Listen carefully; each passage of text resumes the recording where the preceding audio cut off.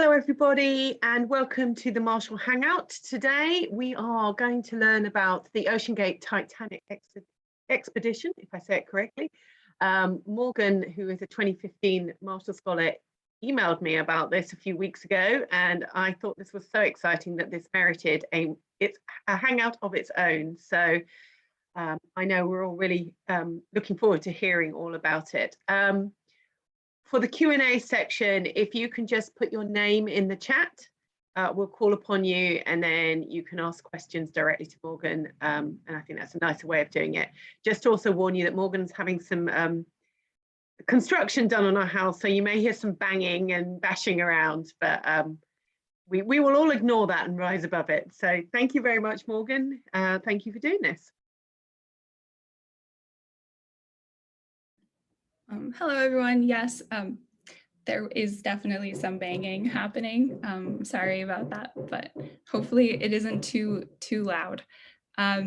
So thank you all very much for being here today, and thank you, Mary, for inviting me to do this.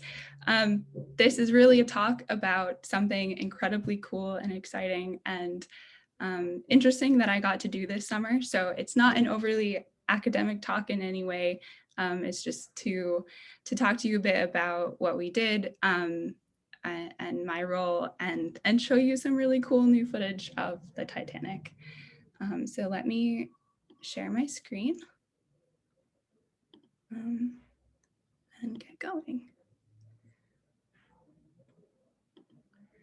Right, so this morning, afternoon, evening, I'm going to be talking to you today about the 2021 OceanGate Titanic Expedition and our testing of a citizen scientist model. So as a Marshall Scholar, I studied maritime archaeology at the University of Southampton. And so I'm a maritime archaeologist and historian, which means that I study material culture that relates to humanity's interactions with the sea. So most people usually think about shipwrecks when they think about underwater archaeology, but I'm also interested in other aspects of maritime culture. So ports or coastal construction, not necessarily just deep ocean shipwrecks. I've gotten to do a lot of really cool things as a maritime archaeologist. I've worked on 19th century immigrant shipwreck in Bermuda. I've worked on ancient Roman and Hellenistic harbor installations. So if you can see my mouse, can someone nod if they can see my mouse on the screen or no? Yeah, okay, great. So this is over 2,000-year-old wood from the harbor of Caesarea in Israel that I've worked on. This is a deep sea fishhook from the time of Pompeii from a site that I worked on. But I've also done some survey by canoe at George Washington's birthplace on the Potomac. So I've gotten to do a lot of really interesting and different things as a maritime archaeologist. But until very recently, I'd never done anything in the deep sea. Everything I had done had been on scuba. In late 2017, right when I was finishing up my Marshall, I was offered a job on a project that was going to the Titanic. This position was offered to me by a company called OceanGate, and actually the charitable foundation arm of OceanGate. And I had already worked with them a few times in Israel on projects that they had funded, but never on a project that was driven by this group. And I was asked in 2017 to come on board as a historian and to spend the spring building up a database of historical documents and images and newspaper articles, anything I could find about the construction of the Titanic, its voyage and its sinking and discovery. And then after that, I was going to come on board the expedition as a member of their team as an archaeologist.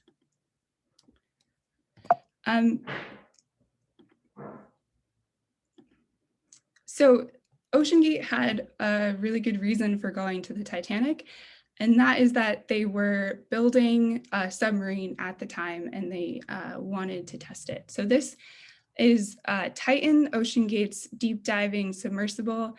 And this is the world's first carbon fiber hull submarine. Most submarines are built out of steel because you don't want any imperfections in the hull because of the amount of pressure that these subs are under. The hull needs to be absolutely perfect. Carbon fiber is a really hard material to get absolutely perfect, but it is much lighter than other materials, which means that you can transport the sub more easily. You don't need to have a designated support vessel, and you can use the sub in a much wider range of environments for less money than you would a traditional deep diving submersible. However, in 2018, the submarine was actually hit by lightning in the Bahamas, and so our expedition was canceled for 2018. In 2019, we also had some technical issues. 2020, we had COVID-related issues, but then finally this year, they were ready to head off on the expedition and use this submersible to do some research on the Titanic. So we left the end of June from St. John's in Newfoundland. So our expedition was scheduled to be 6 weeks over 5 missions, so 10-day missions. The goal was to do 18 dives to the Titanic. We ended up doing 10 dives to the Titanic, but that's actually not an unusual difference between expectations and reality. But there's a few things that set this expedition apart from your typical research trip. The first is that the technology that we were using, Titan submersible, is commercially funded and developed rather than developed using government or university funding. Sorry. And so the development of the technology is unusual, but this is so this is the first aspect that's different about this trip. The second is the funding of the expedition itself. So the expedition itself was funded in part through a mission specialist or citizen scientist model, which means that for each of these 5 missions, we had between 4 and 9 people on board who had paid to be there. So they were expected to be full working members of the expedition. They were supposed to help with preparing the sub for dives. They were supposed to help us on the archaeological team with our processing of whatever data we collected. They're really supposed to be full members of the team. However, they had paid depending on when they signed up, between $100,000 and $150,000 for that 10-day trip to be there. So not just anyone could join us, you had to have that disposable income, but the goal was to try to get these people interested in ocean science and interested in investing more in ocean innovation and science through an experience on the Titanic. It sounds like a lot of money that each of these people were paying, but when you think about the fact that the average daily operating costs for a research support vessel or a vessel like we used, this is the Horizon Arctic that we were on, it can cost about $100,000 a day to operate one of these vessels. And so this isn't a very expensive type of research to do. So looking at different models is something that we need to do, particularly in archaeology, where we don't necessarily get a lot of funding. So a really brief aside, in case someone hasn't seen the movie recently, I'll give you a little refresher on Titanic. So the Titanic was ordered as one of 3 sister ships by the White Star Line in 1908. At the time, the White Star Line was competing with the Cunard Line, another British-based ocean liner company that was building incredibly fast ships. So the Cunard Line was building ever faster ships, and the White Star Line had no way to compete with that speed. And so they decided to start building incredibly luxurious ocean liners. So rather than getting you across the Atlantic as fast as possible, it was going to be like an upscale hotel experience on board. And this was across the classes. So the Olympic class, which Titanic is one of, were the first ships that really catered to third class or immigrant passengers in a way that their experience on Titanic would have been more luxurious than anything they'd ever experienced before, even though they were in third class. So the Titanic and its sister ships, the Olympic and the Britannic, were all built in the Harland and Wolff shipyard in Belfast. And Titanic was laid down in 1910, launched in May of 1911, and fitted out, so all of its interior fittings were put in before its maiden voyage in April of 1912. The Titanic left from Southampton, where I did my master's, on April 10th, 1912, before stopping at Cherbourg in France, and then Queenstown, or what is now Cove in Ireland, before heading across the Atlantic for New York. And when it left Cove, the Titanic was carrying 2,224 passengers and crew. What's really important to note about this number, in light of what we know about what happened to Titanic, is that this isn't even a full complement of people. The Titanic had a number of empty rooms and could have been carrying a lot more passengers.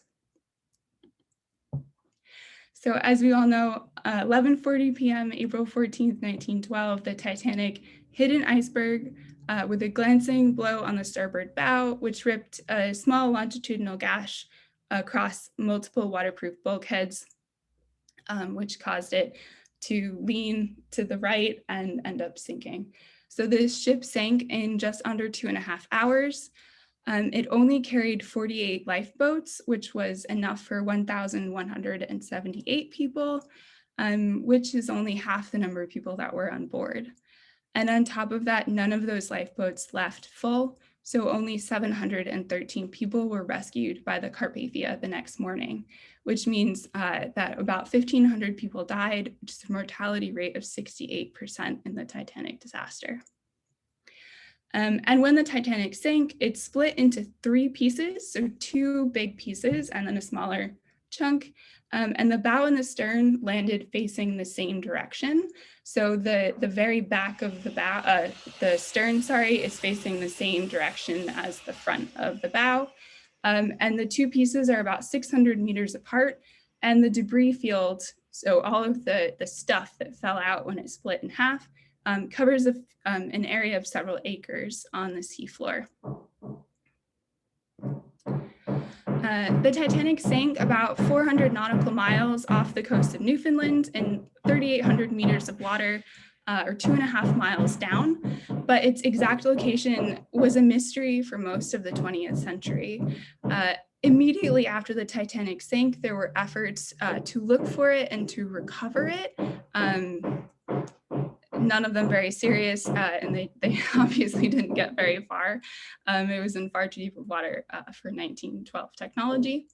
But the scale of this disaster and its timing cemented it in British and American cultural consciousness. So interest in the wreck persisted throughout the middle of the 20th century, even though its exact location and the state of the wreck were unknown. But efforts to find the Titanic really escalated in the 1980s, which is a reflection of the massive leaps in deep sea technology that were being made in the 1970s and the early 1980s. So the wreck was finally found on September 1st, 1985 by a joint French-American team led by Robert Ballard of Woods Hole and Jean-Louis Michel of Ifremer, a French research agency. And it was found using a tow sled with a camera on it, which is just insanely lucky that they found it with what they used. And this image is of a boiler, and this is the first image of the Titanic that this team saw and knew what they were looking at. So since the discovery of the Titanic in 1985, it's been a location where deep diving submersibles or organizations with deep diving submersibles have really converged on. So there are not very many subs that are capable of diving to this depth. The Titanic at 3,800 meters is under 380 atmospheres of pressure. So for perspective, we're all sitting right now at 1 atmosphere of pressure. If you bring down a styrofoam cup, it shrinks down to about this big. But despite this, the Titanic is one of the most visited places in the deep ocean. So the site is well documented, but so is the biology of the area. And it's a great place to monitor change in the deep ocean. And it's also where you need to go to bring your sub if you want to prove that you can dive to this depth. So these are some examples. These are the majority of the submarines that I've visited.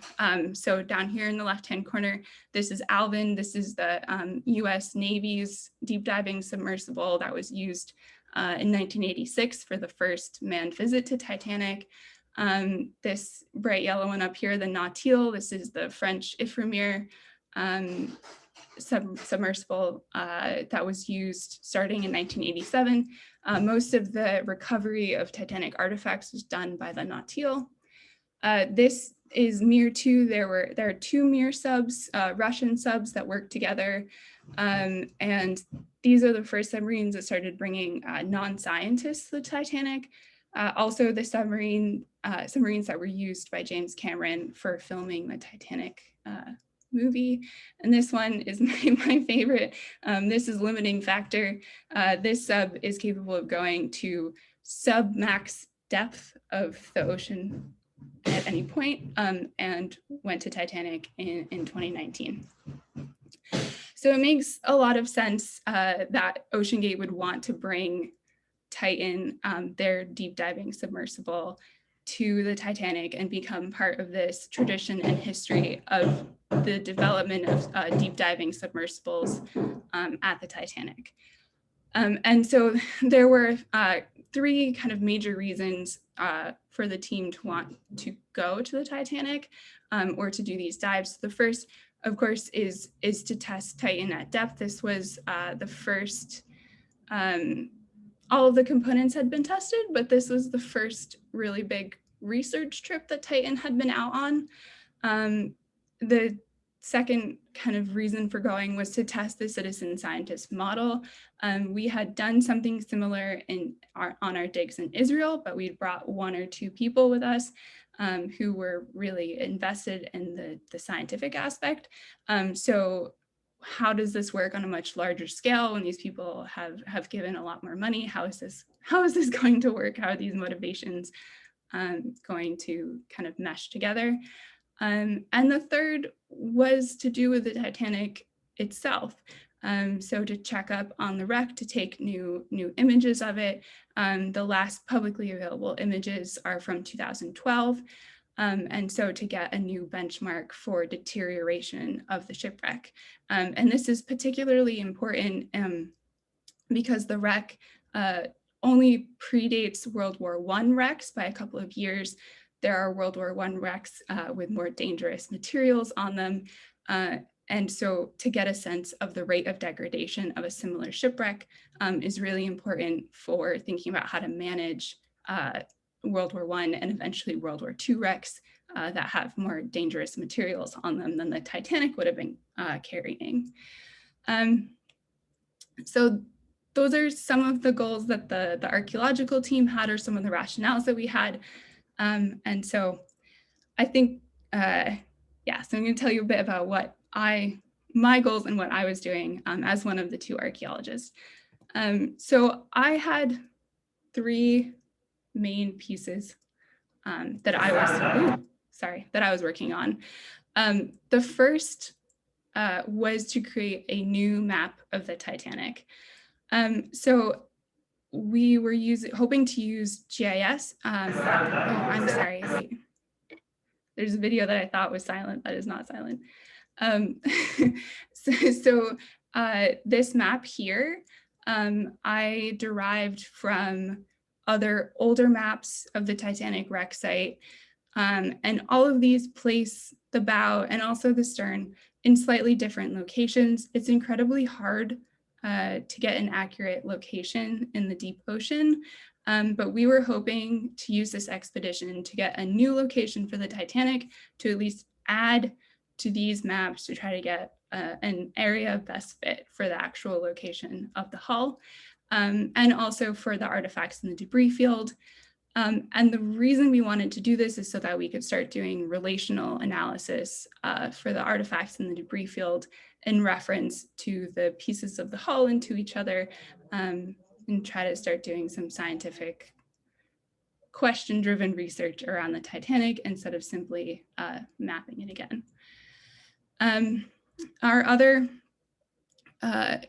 The other aspect of this is that because we were working with the citizen scientist model, where we wanted or needed everyone to participate, it was important that we taught everyone what we were doing, why we were doing it, and how to do it.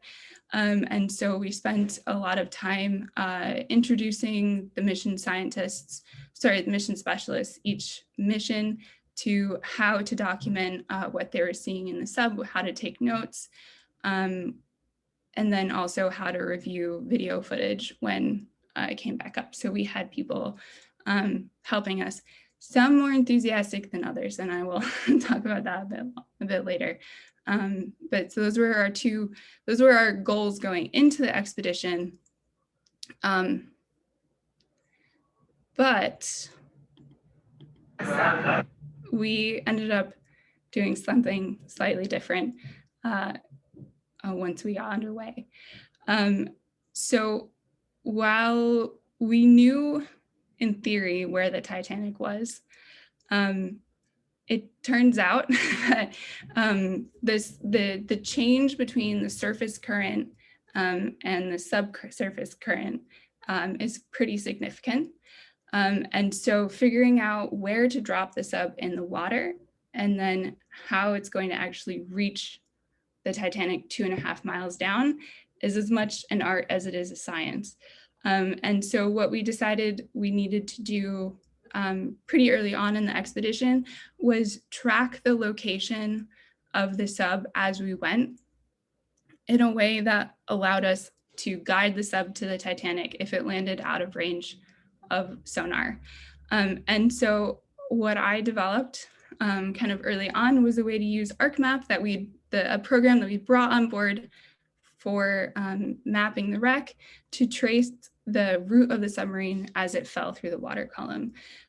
So the sub has no control as it's descending over its direction. So we really were just monitoring where it was going. And then when it landed on the bottom, we were able to direct the sub to the site until it got in range of sonar of the actual wreck.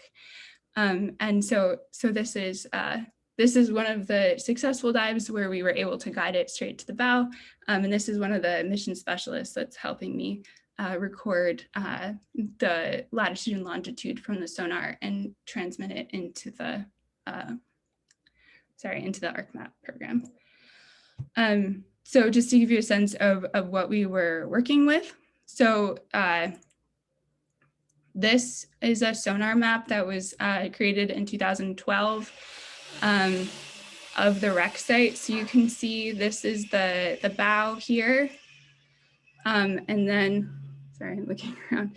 This is the stern down here. And you can see all of this that's standing up off the seabed. These are all pieces of debris. So this is a really great map to start from. Use this to digitize some parts of the debris field. So here on this map, here's the bow and then the stern down here. Sorry. And then pieces of debris. And we put this on a gridded map. So this map was printed out and given to the sub. So as I took a lat-long location, we would tell them what box they were in, what part of the box, and they could use that to guide themselves around the wreck.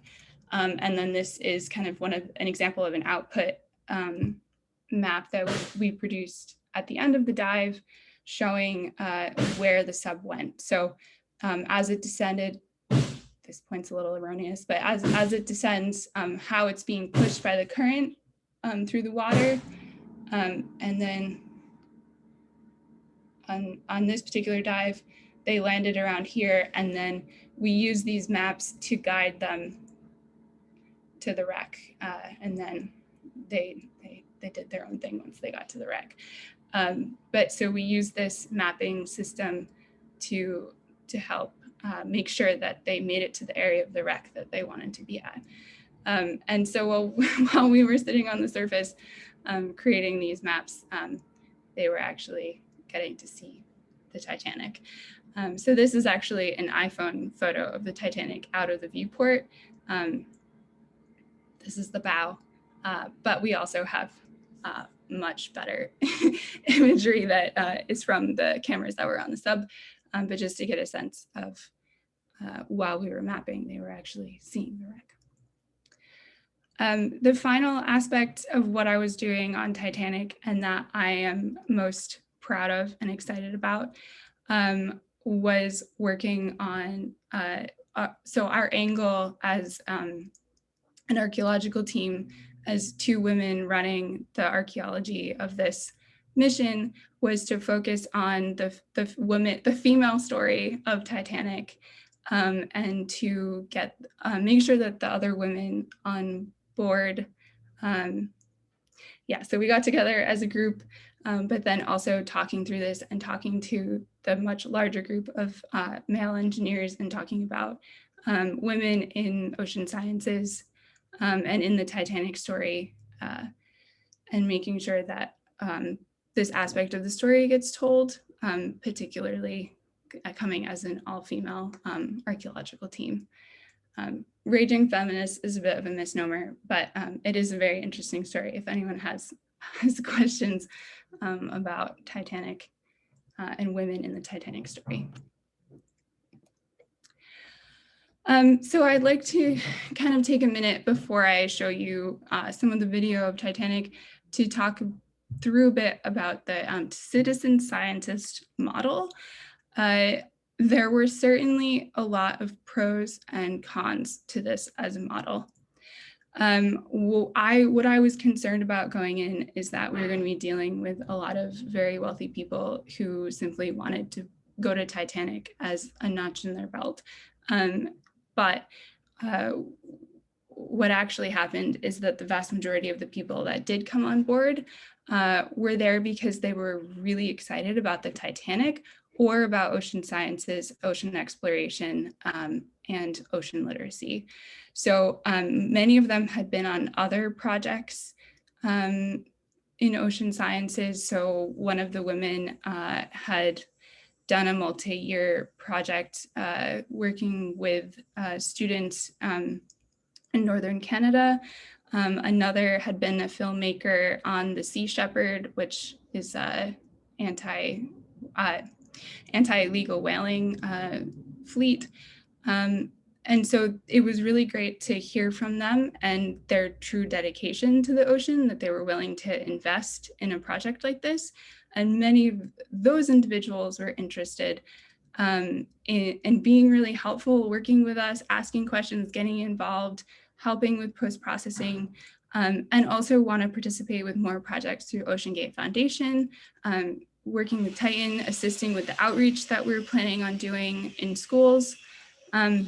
So that was a really great experience to see that there were people like that were interested in investing in the ocean in this way. I think the cons were that this wasn't everyone. And so there were times where there was a pressure to provide a client experience. And so it felt sometimes like we had split motivations, particularly in thinking and planning out our dives, whereas if I had been in charge of where dives were going to go, I would have been focused on covering the entire wreck site, whereas sometimes there was a tension between seeing a new aspect of the site and going back to the bow because everyone wants to see the bow. So there sometimes felt like there's a bit of tension there, tension over weather days, things like that. And sometimes it felt like we were giving people jobs that we normally would have done in post-processing. But on the whole, I think it was a really interesting experience, an interesting way of doing science, and involving more people. So I think the next thing to do is to figure out how to make this an affordable experience so we can have more people invest in and become a part of and be able to go out to see and experience what it is like to work on a research project like this without feeling like you've dedicated your entire life and years of school to be able to do this. Yeah, so this is really quite an amazing experience. I realize I haven't actually shown you many pictures of the Titanic, so I'm going to switch over now to some video, and it does have a bit of music behind it, so I'm going to turn my volume down a bit so it's not super loud, but I'll try to explain to you a bit of what you're seeing and what's new on the site since the last images came out in 2012. So I'm going to just switch over to that.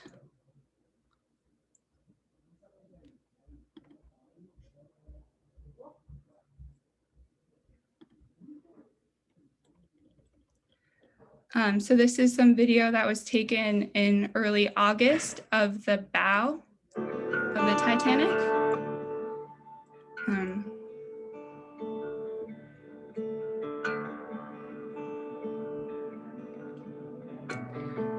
So this is coming up the port side railing. So these blobs on the railing and the side, these are called rusticles. So there's a bacteria that is eating away at the hull of the Titanic. And then so this is the waste product produced by those bacteria. So the whole wreck is covered in this. So they are slowly eating the Titanic, basically. But you can see that there's usually quite a significant current through this area because of the angle at which these rusticles are forming.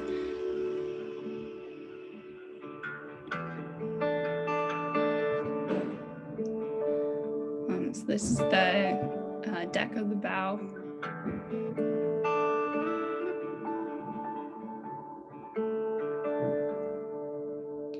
So this decking is made of teak. So this is wooden decking.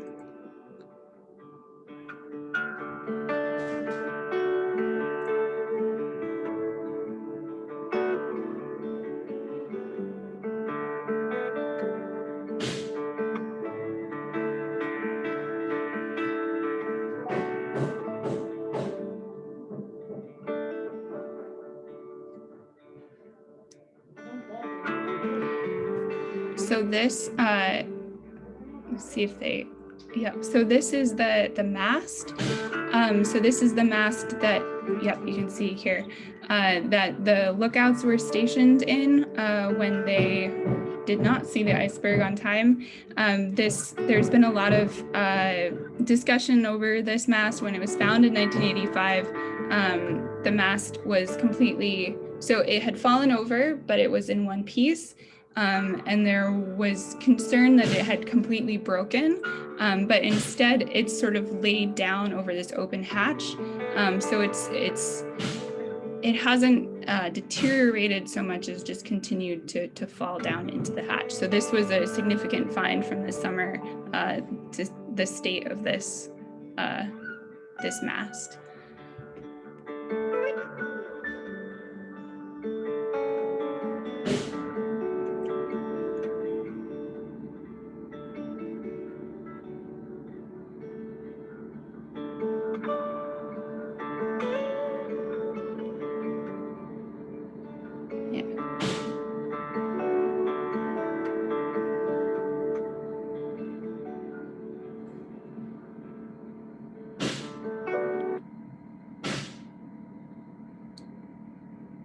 Yeah, you can see how it's laid down.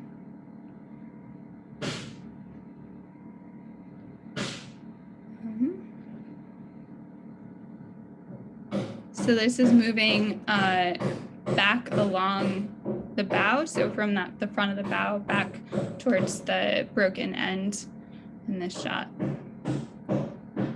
And this is the back end of the bow section. So about amidships. And they're about to come up over the wreck and show you the second kind of really important find from this summer. So this is a boiler right at the back here. You can see still in place.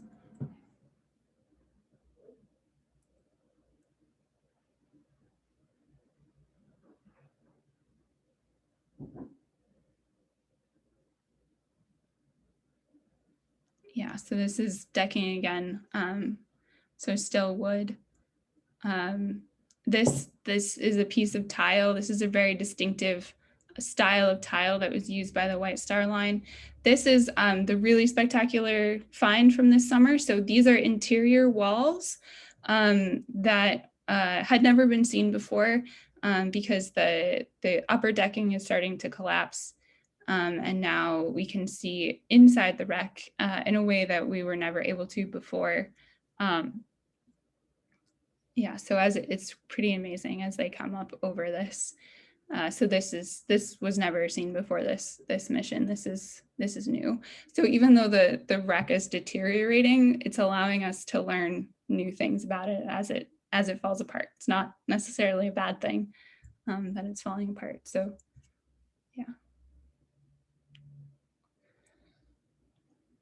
Yep, so this is all interior walls.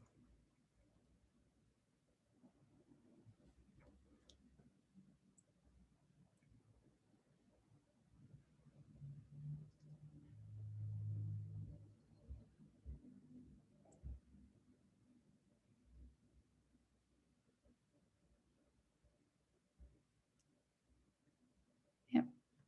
This is a davit. So this is how they lowered the lifeboats, or these davits that we just passed really quickly.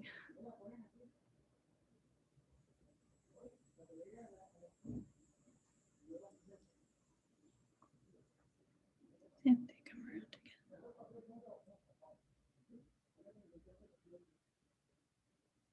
Yeah.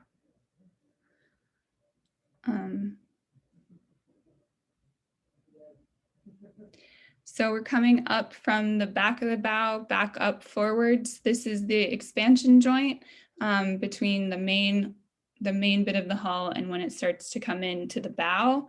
And this expansion joint is growing every time we go to the Titanic.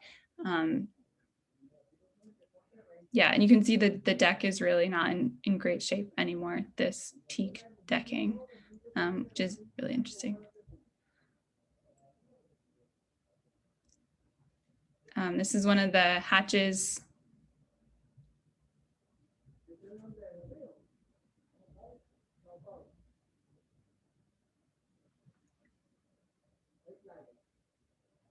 Yeah.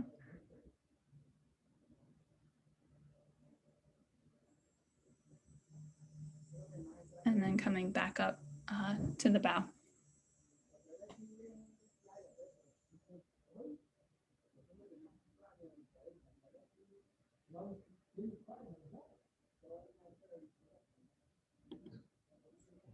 Okay.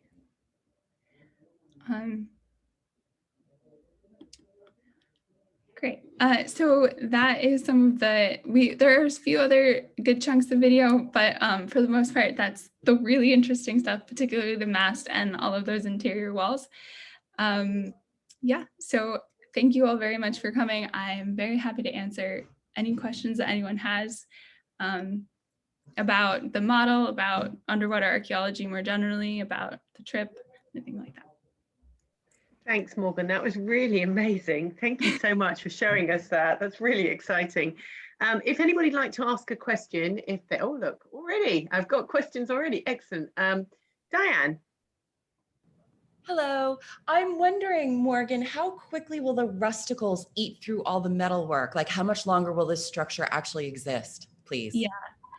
So the rusticles, they eat pretty fast. I can't tell you off the top of my head how much they eat a day, but the problem is there's a ton of material for them to eat.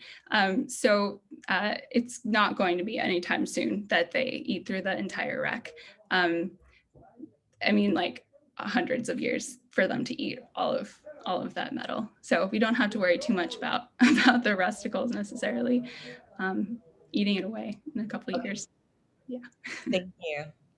No problem. Grace, you had a question up above, Diane, that I didn't see. So My question was, are you allowed to have an ROV like enter inside the wreck? Technically, yes. So we didn't have an ROV with us. I believe that each permit is slightly different. So we obviously do not have a recovery permit. I didn't talk about that at all, but we are in no way interested in recovery. But I do think it's in the works, and they're planning to have an ROV next year or the year after. At this point, now that we know that the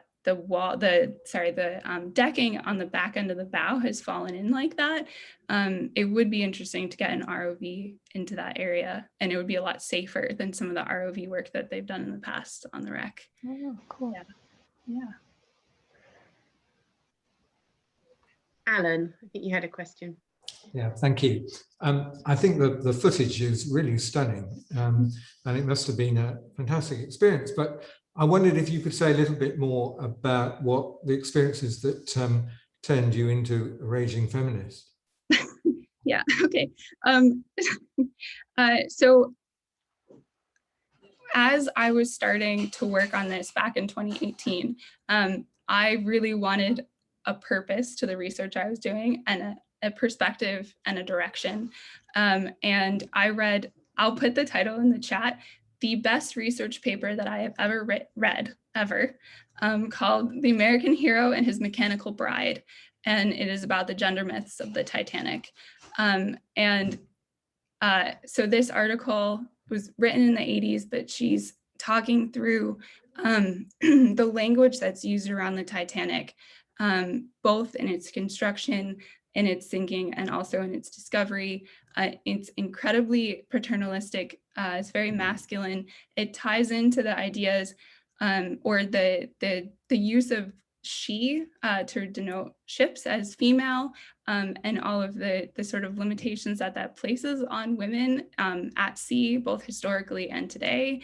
And then and Titanic specifically, it's so fascinating. So as it was being built, there's a lot of birthing imagery that's used when people are talking about the construction of Titanic, and men talking about Titanic being their last baby, and the birth agony of Titanic.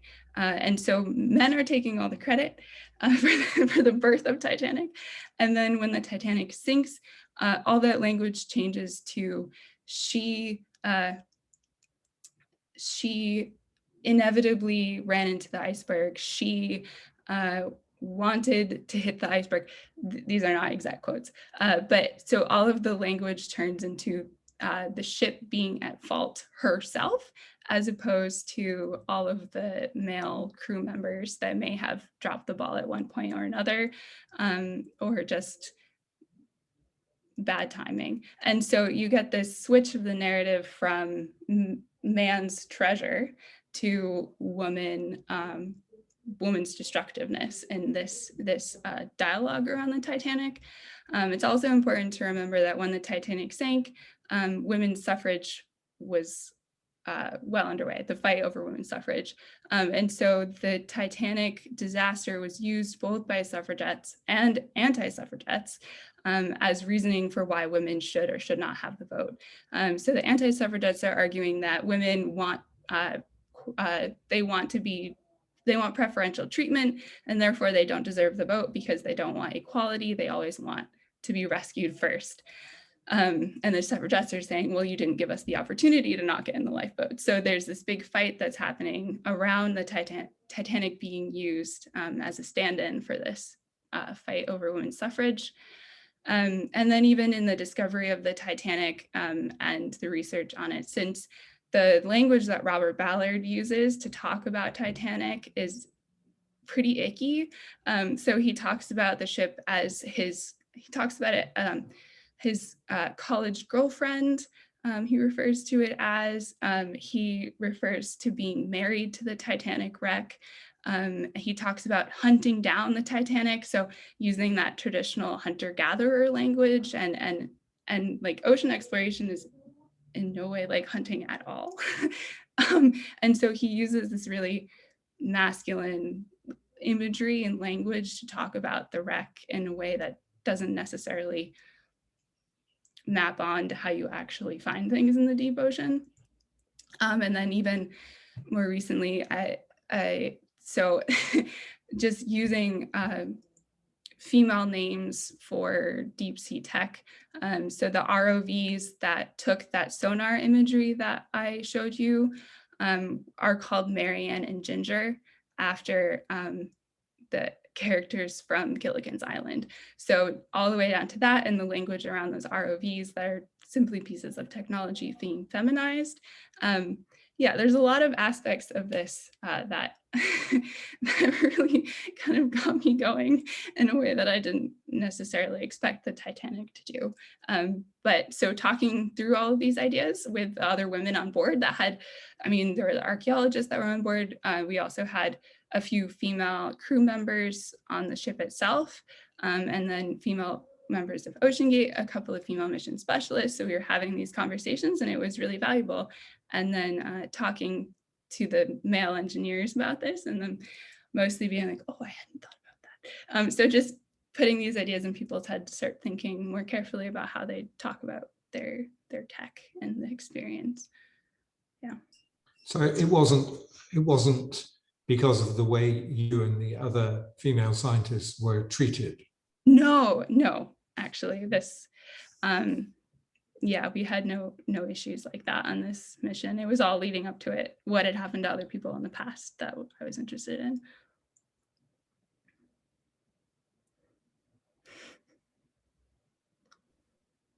So were any of the people who paid women? Yeah, very few of them. But so there were only 2 women that came alone that paid.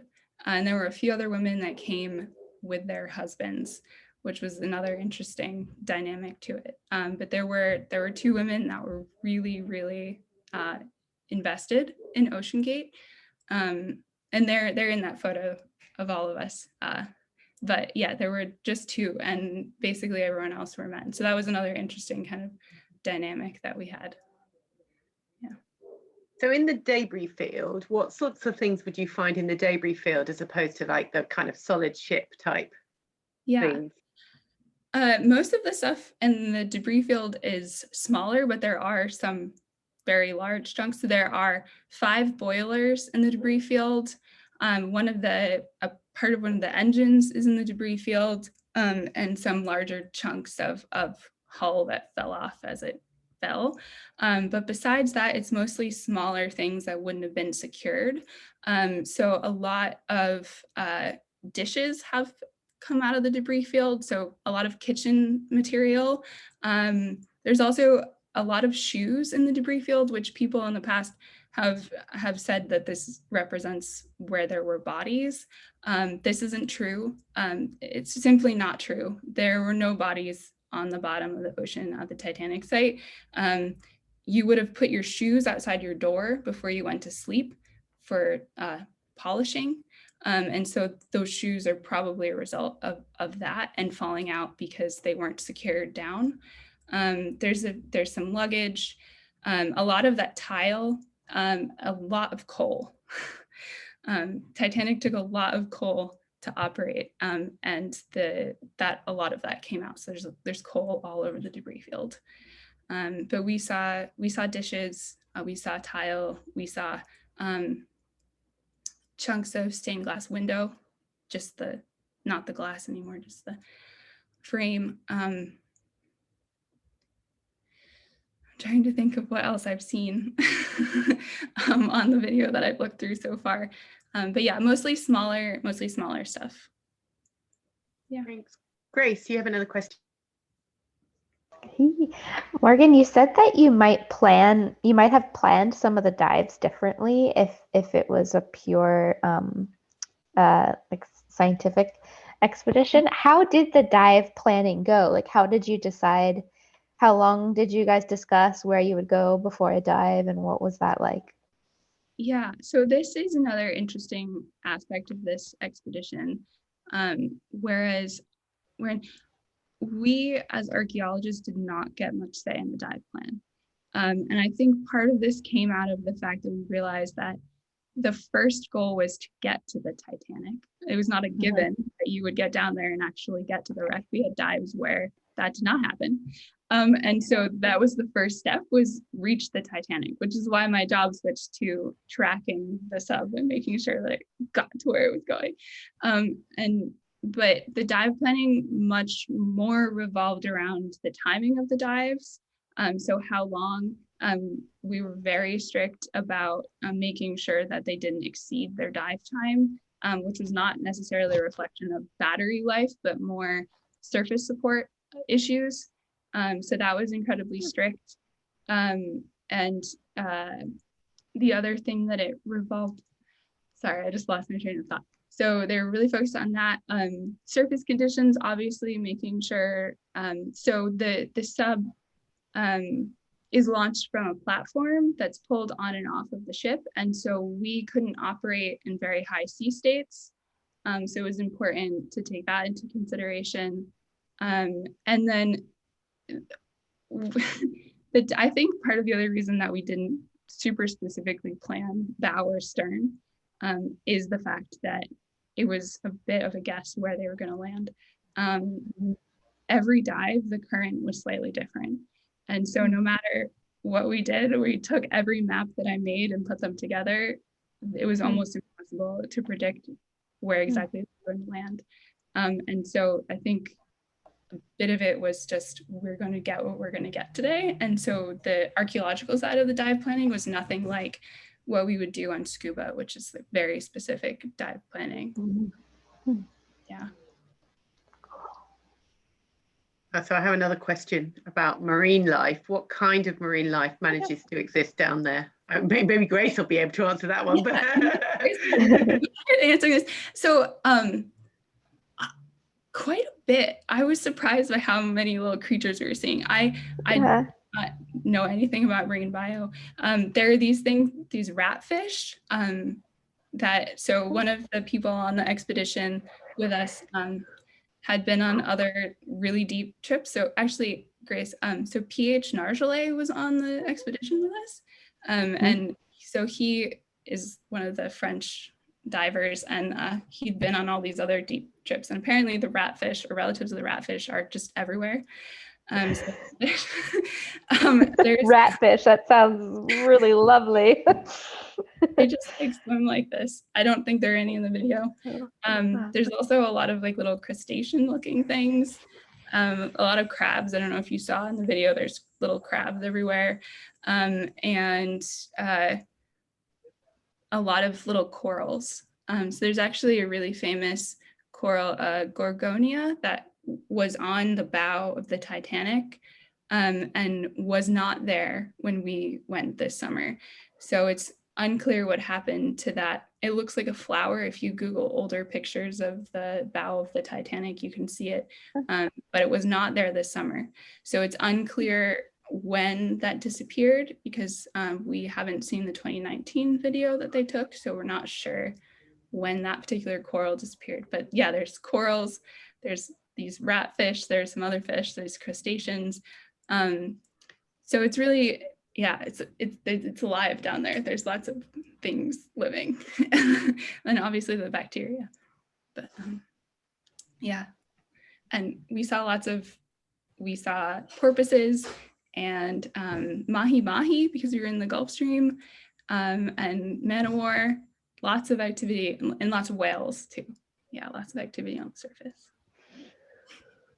Now that's really cool. As somebody who is an amateur scuba diver, hasn't done it for a while, that's kind of cool. I've seen a few of those things, but not many. There was a school of like 60 porpoises swam by us one night as we were taking the stuff out of the water, and this like huge group of porpoises just swam by. It was really amazing. Okay. I'm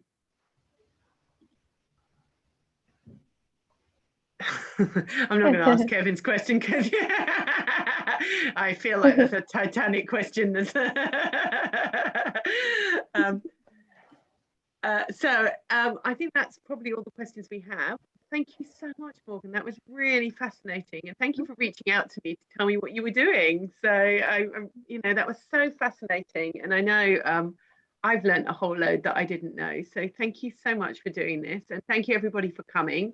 I will be putting this up on the website in the next few days, so if you want to watch it again or show other people, please do. But thank you, Morgan. That was amazing. Thank you for having me. It was a lot of fun.